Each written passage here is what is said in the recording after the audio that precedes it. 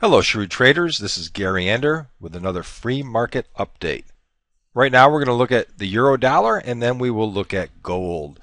I've been talking about this descending triangle that the euro dollar has been in for quite a while now.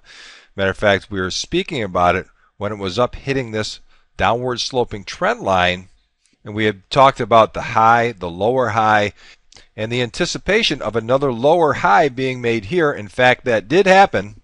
We also talked about an excellent opportunity for a short play at this downward sloping trend line with the target at this other blue trend line.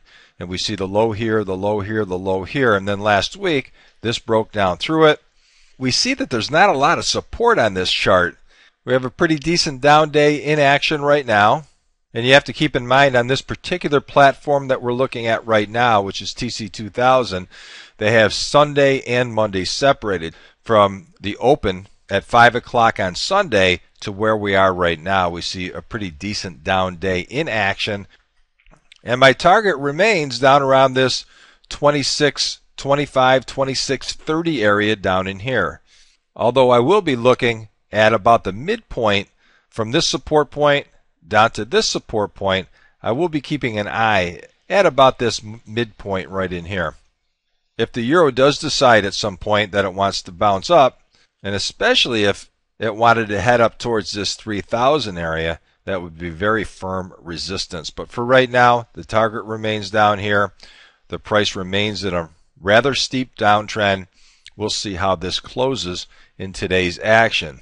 Normally when we look at gold, we're looking at the actual commodity. Today we'll look at the ETF GLD.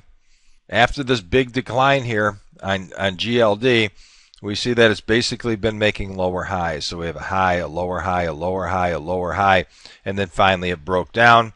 The target on this ETF would be this swing low down around 148.50, and gold is down about 1% right now.